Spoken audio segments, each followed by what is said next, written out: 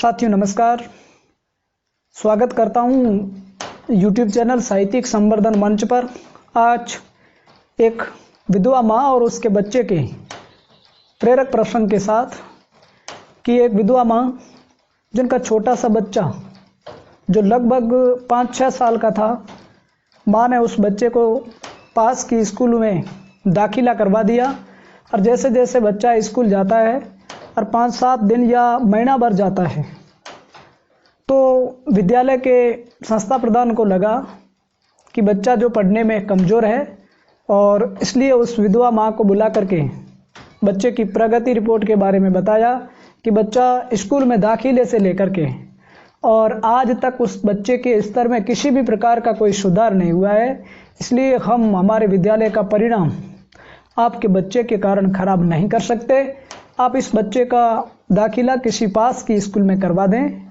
माँ को बड़ा दुख होता है, लेकिन दुखी मन से वो खत जो संस्था प्रधान ने उस माँ को दिया था अपने बच्चे को उंगली पकड़ करके, और जब घर ले आती है उस बीच वो बच्चा माँ से प्रश्न करता है कि माँ, आज छुट्टी से पहले मेरा बैग उठा करके और अपन घर चल रहे हैं, और जो गुरुजी ने खत दिया था उसमें क्या लिखा गया था।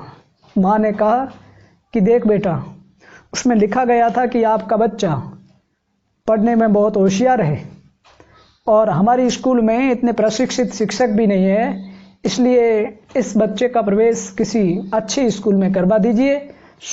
मैं आपको या नहीं किसी और स्कूल में भर्ती करवा दूंगी ताकि आप अपने बुद्धि का उन्नयन कर सकें, अपने ज्ञान का प्रकाश कर सकें। बच्चे के मन में यही भ्रांति बनी रही और माँ उस बच्चे को लेकर के किसी पास के अन्य स्कूल में प्रवेश दिला देती है। बच्चा धीरे धीरे पढ़ता है और जैसे जैसे समय बढ़ता जाता है बच्चा कक्षोन्नति नहीं बल्कि उनके अधिगम के स्तर में भी सुधार आता है। और बाद में आपको जान करके ताज्जुब होगा कि वो जो बच्चा है एक उच्च अधिकारी बन जाता है, बहुत ऊंचे पद पर पहुंच जाता है। और जब बड़ा अधिकारी बन जाता है उस दौरान उसकी जो माँ है उनकी मृत्यु हो जाती है। और एक दिन खाली वक्त के दौरान वो बच्चा अपने घर की चीज़ों को देख रहा था, तो जैसे ही उसने माँ की संदूक को खोला तो वो छोटे या बचपन का जो खत था जो संस्था प्रधान ने उस बच्चे की माँ को दिया था, इस बच्चे के या उस समय के अधिकारी के हाथ में पड़ गया। और खोल करके देखा तो वो अधिकारी या उस विधवा माँ का बच्चा अवाक रह गया। और हम सब जान करके भी अवाक रहेंगे। उस खत में लिखा था कि आपका बच्चा पढ़ने में कमज़ोर है और इसको दाखिला हमारी स्कूल में हम नहीं दे सकते, आप इस बच्चे का प्रवेश पास की स्कूल में करवा दें। और ऐसा सुनते ही उस बच्चे की आंखों में आंसू आने लग गए, क्योंकि वो माँ है जिन्होंने उस बच्चे को ये राज नहीं बताया, बल्कि उस बच्चे को कहा कि उस शिक्षक ने ये लिखा है कि आप पढ़ने में प्रतिभाशाली हो और इसलिए हमारे शिक्षक जो है इतने प्रशिक्षित नहीं है, आपके बच्चे को अन्यत्र प्रवेश दिलाएं।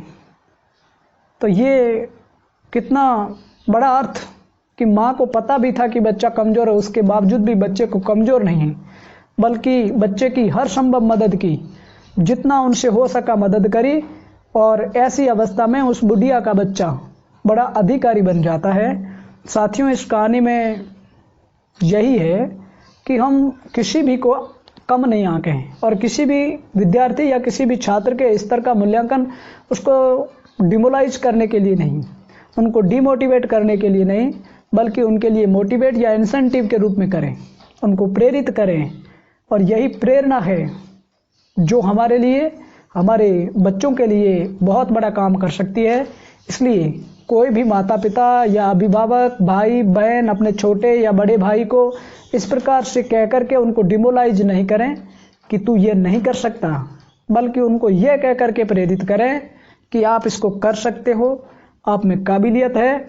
अगर कल्पना करें वो माँ सामान्य माँ की तरह उस बच्चे को कागज़ की हकीकत बयां कर देती, बच्चा कतई सफल नहीं होता, क्योंकि उनके हौसलों के जो पंख थे उनके पर माँ काट देती तो वो बच्चा किसी भी संसार की ताकत में सफल नहीं हो पाता। लेकिन माँ ने वो पंख प्रदान कर दिए और बच्चे ने आसमान की ऊंचाइयों तक को छू लिया और अपने जीवन में बहुत बड़ा अधिकारी बना, जिसका सुकून उसके माँ और उनके परिवार को मिला। ये कहानी आप सब जहन में रखें। कई परिवार ऐसे भी हैं जिनके घर पर इस प्रकार की माता या पिता में से कोई चल बसता है छोटी सी अवस्था में, उसके बाद में उस छात्र का थोड़ा मानसिक बैलेंस बिगड़ जाता है। उसके बाद में किस तरह से संतुलित रूप से तैयार होना है, वो इस माँ और बच्चे से प्रेरणा ले सकता है। फिर मिलेंगे इस प्रकार के और प्रेरणास्पद और प्रेरक प्रसंग के साथ। तब तक के लिए आप सभी को जय हिंद, वंदे मातरम।